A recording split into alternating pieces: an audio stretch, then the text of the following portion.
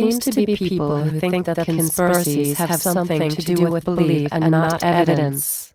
As if people want to think that there are conspiracies out there. It is true that some are trying to make money off it. But I have been a kook since '91, and I can tell you that there is evidence that something's going on. Today we will look at only a small part of the evidence.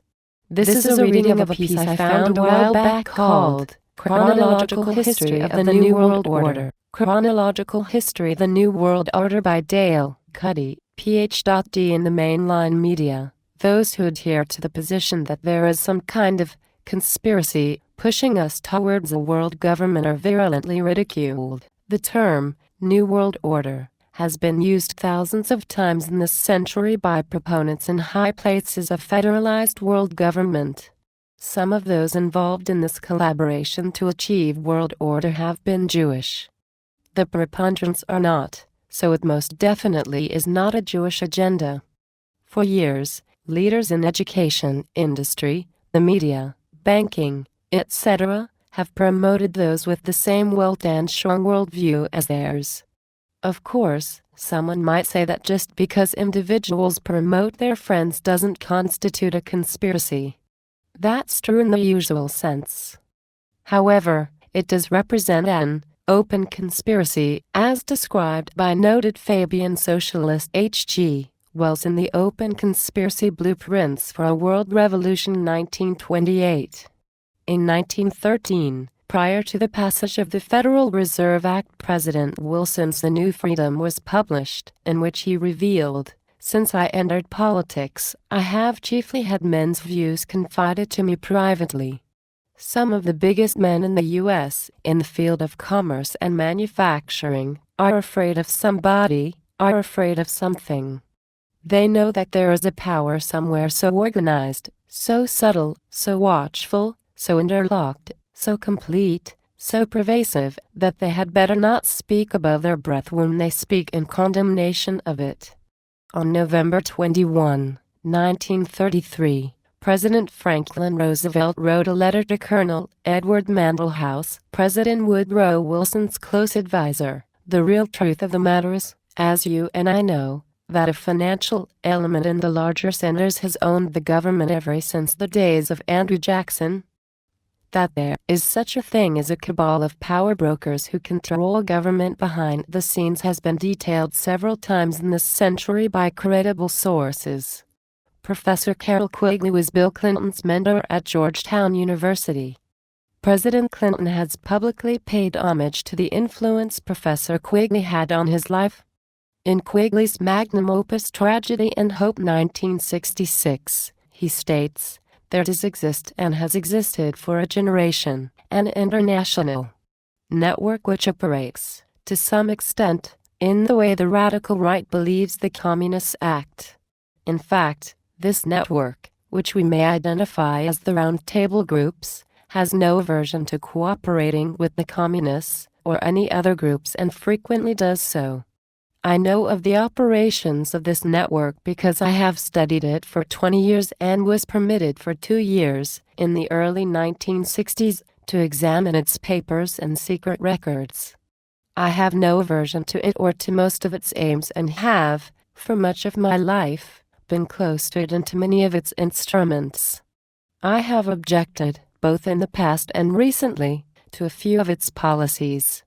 But in general my chief difference of opinion is that it wishes to remain unknown, and I believe its role in history is significant enough to be known." Even talk show host Rush Limbaugh, an outspoken critic of anyone claiming a push for global government, said on his February 7, 1995 program, "You see, if you amount to anything in Washington these days, it is because you have been plucked or handpicked from an Ivy League school Harvard, Yale, Kennedy School of Government You've shown an aptitude to be a good Ivy League type, and so you're plucked, so to speak, and you are assigned success. You are assigned a certain role in government somewhere, and then your success is monitored and tracked, and you go where the pluckers and the handpickers can put you." On May 4, 1993, Council on Foreign Relations CFR President Leslie Gelb said on The Charlie Rose Show that, "You Charlie Rose had me on before to talk about the New World Order. I talk about it all the time. It's one world now. The Council CFR can find, nurture and begin to put people in the kinds of jobs this country needs. And that's going to be one of the major enterprises of the Council under me." Previous CFR Chairman, John J. McCloy 1953-70, actually said they have been doing this since the 1940s and before. The thrust towards global government can be well documented, but at the end of the 20th century it does not look like a traditional conspiracy in the usual sense of a secret cabal of evil men meeting clandestinely behind closed doors. Rather, it is a networking of like-minded individuals in high places to achieve a common goal, as described in Marilyn Ferguson's 1980 Insider classic, The Aquarian Conspiracy. Perhaps the best way to relate this would be a brief history of the New World Order, not in our words but in the words of those who have been striving to make it real. 1912 Colonel Edward M. House, a close advisor of President Woodrow Wilson, publishes Philip Drew Administrator, in which he promotes socialism as dreamed of by Karl Marx. 1913 The Federal Reserve. Neither federal nor reserve is created. It was planned at a secret meeting in 1910 on Jekyll Island, Georgia, by a group of bankers and politicians, including Colonel House. This transferred the power to create money from the American government to a private group of bankers. It is probably the largest generator of debt in the world. May 30, 1919 Prominent British and American personalities established the Royal Institute of International Affairs in England and the Institute of International Affairs in the U.S. at a meeting arranged by Colonel House, attended by various Fabian socialists, including noted economist John Maynard Keynes.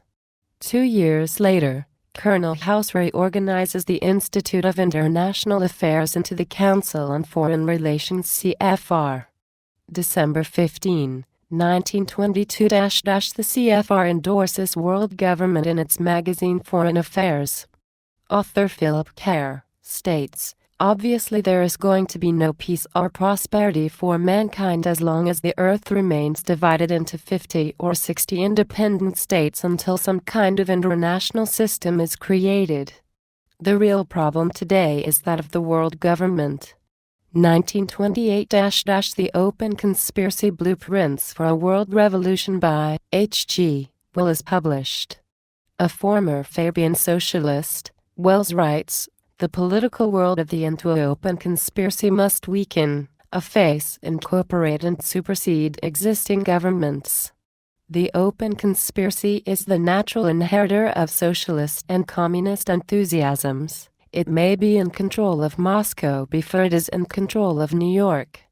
The character of the open conspiracy will now be plainly displayed. It will be a world religion." 1931 Students at the Lenin School of Political Warfare in Moscow are taught, "One day we shall start to spread the most theatrical peace movement the world has ever seen. The capitalist countries, stupid and decadent, will fall into the trap offered by the possibility of making new friends. Our day will come in 30 years or so. The bourgeoisie must be lulled into a false sense of security." 1932 New books are published urging world order toward Soviet America by William Z. Foster. Head of the Communist Party USA, Foster indicates that a national Department of Education would be one of the means used to develop a new socialist society in the U.S. The New World Order by F.S. Marvin, describing the League of Nations as the first attempt at a new world order. Marvin says, "Nationality must rank below the claims of mankind as a whole. Dare the school build a new social order?"